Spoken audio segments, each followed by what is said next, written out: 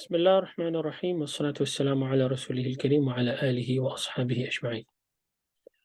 In this video, I'll talk about the topic of uh, Islamic schools.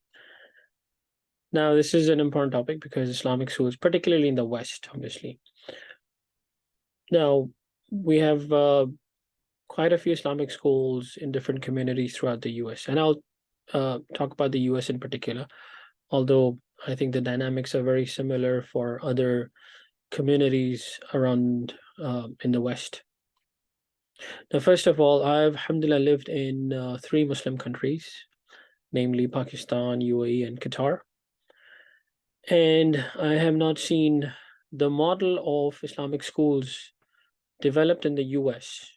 Well, developed is probably a fancy word, but it evolved through time and there was a need, obviously. But I haven't seen this model of Islamic schools in the Muslim countries, because obviously there is an atmosphere that kids learn about Islam through the masajids, through their personal experiences with people. But still, this is something lacking even in the Muslim countries, right? Because because the Muslim countries have mostly emerged from the colonies of uh, the West, right? For example, we were in Pakistan, India were British colonies, and similarly, the most of the Arab world were colonies, right? So, and similarly, Africa, of course. So, so we, I think, with their presence, the British in particular, and other conquering powers like France, right? They made sure that the education that they spread in the country they are occupying is secular education, right? And I guess this is one of the legacies of the Western imperial powers in our lands, that our education is mostly secular now. Which so there are two extremes. Obviously, we have madrasas, right, that are purely and dominantly Islamic education, and then we have schools that are predominantly secular, right? We have like subjects like Islamic studies, and we used to have like Farsi, like Persian, and then Arabic, but they're diminishing with time. Like in Pakistan, for example, when I went over there, there wasn't even like people were not even interested. A lot of the kids were not even interested in speaking Urdu, right? So we're still on the track of losing our identity, right? But anyways, the first thing is that the model of Islamic schools. I've heard that there are some Islamic schools like this in Pakistan, but I'm not, completely sure. I'll be honest. Um, at least I haven't seen any during the time I've lived in Pakistan, right? So, that's the first thing. The model that Muslims, alhamdulillah, have developed in the U.S. Has is unique. It's very different, and I personally like it a lot. So we have federally recognized schools, right? Schools that follow the US curriculum, and at the same time, they teach Islamic education as well. So my kids, alhamdulillah, they go to an Islamic school. They learn about Islam, alhamdulillah. They're learning Arabic, basic Arabic, and Quran, Hadith. They have the best thing is that they don't sing the national anthem of the US in the assembly. Alhamdulillah, they read the Quran, right?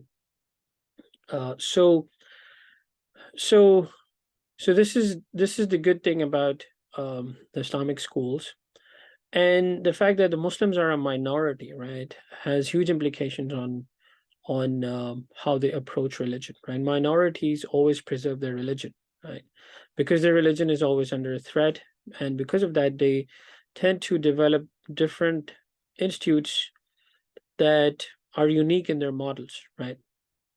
And so this is what we see in the US. And the Muslims are over here are not like in an inferiority complex like they are typically in the Muslim countries, right? Everyone wants to come to the US or the UK or go to the West, adopt their culture, but obviously, alhamdulillah, the Muslims who are already here, they don't want to do that because they're already here, right? So so that was just like an overview of the Islamic schools in the US in particular, right? But now we need to preserve and strengthen the Islamic schools. How do we do that? The One of the issues with the Muslims, right, is that they are very short-sighted, as I said, right, in a lot of things. We've talked about how they cannot. We haven't been. We're not even a business community, right? We don't help each other in businesses. And the other thing is that we are very short-sighted in terms of education, right? So there is a common like impression about Islamic schools that like if you send your kids to Islamic schools, they're not going to be properly educated. There's a word in Urdu called paindu, like they say that they'll become paindu, and then like they'll become naive. They're not going to understand society and stuff like that, which is all baloney, right? As they say. So so the first thing is that overall, right? Alhamdulillah, me and my wife are educators. We teach at undergraduate level, and these are students who have come out of the school system of the U.S. and most of them are terrible in their basics. And I don't blame the students completely, honestly. It's the education system. I talk to my students about how their school was, how what did they learn, and most of them have a very negative impression of the schools. And so the whole education system of the U.S. is collapsing in my point of view. And another reason for that is that they don't pay teachers well, right? You can easily be a dog sitter or drive Uber and earn much more, almost double the pay of a teacher. And the teachers are struggling. They even like they're you can search in the news. They even buy a lot of teachers are like resort to buying school supplies themselves, right? And that is like they get tax deduction for that, which is just in my point of view, pathetic, right? But so this is the education system of the US, right? So Muslims don't even understand that the education system of the US is in a very bad condition. And so the Islamic schools are obviously going to reflect that, right? Although they're private schools, they're in a path of improving. But it's amazing to me that we when I talk to people and I tell them, they have no clue of what is going on with the education system of the US, which is under a continuous state of collapse. And so this argument of that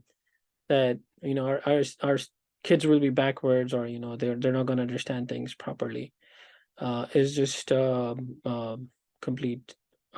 completely wrong, right? And so even if that's the case, for example, you feel that the students are your kids are not being properly educated, you can always fulfill that gap through through a tutor, right? Like the now listen to this carefully. What happens is that when they put their kids in in public schools, I've seen like people getting upset with Islamic schools and with the same arguments as I explained, and then they would move their kids uh to public schools, and then they're gonna put them in the masjid for for reading the Quran, right? So they fulfill that gap in Islamic education through a tutor, right? But when they're in Islamic school and then they feel there's a gap in their math or science subjects, right? That there's like a loophole that they need to fill, and the loophole in their understanding, right? They can always do that with a tutor, right? Or we all know basic math and basic science. We can teach our kids those things, right? Mothers can teach, or the fathers can do that job.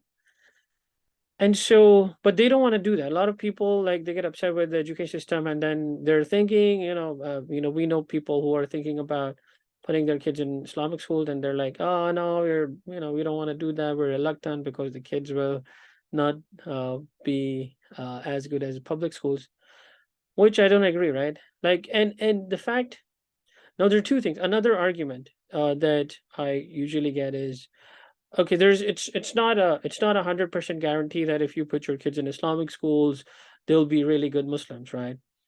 And if you put them in public schools, there will be like bad Muslims. And I completely agree with that. There's no guarantee, right? Like Nuh alayhi salam's son, he left religion, right? He stopped believing it, so he became a mushrik, right? So there's no guarantee for anyone, but there is a responsibility for the parents to provide the proper atmosphere, right? So if you are providing the kids with a very with a proper Islamic atmosphere at home, then it's good enough. You can put them in public schools. But then um but then what happens is that what we can say for sure is that if they're in an Islamic school, because of that atmosphere they have, it increases the probability of them being on hidayah, right? And I've seen students who go to public school, they're good Muslims, alhamdulillah. So that argument is there. I agree with that. But it always but I've also seen students who completely go out of track, right? And so the probability, it's all about probabilities. You give them the right atmosphere, it obviously increases the chance of them to be on the right track, right? So that's the thing that I wanna point on. That's another point, right? So it's all about making the right choices, right? Supporting our community. And the last thing is about connected with the Fargan argument, right? The what the Jews do, right? We have to again support our schools economically, right? If everyone starts pulling their kids out because of all of these complaints that Muslims typically do, um, then obviously the schools are going to collapse, and they're going to close down the schools, and that is going to hurt our community in the long run, right? So that's another argument. So all of these arguments that I've talked about, please think about these arguments. um Please think, like, as I said, we need to think socially, right? And not think locally, right? Like, we need to make our approach more social and global rather than local, right? What is going to be the implications of our actions for the whole community and for the Muslim generation that is going to be that is going to follow us. So jazakallah for watching. If you have any questions or comments, do ask them in the comments. uh keep believing, keep smiling, and keep learning. Assalamu alaikum wa rahmatullahi wa barakatuh.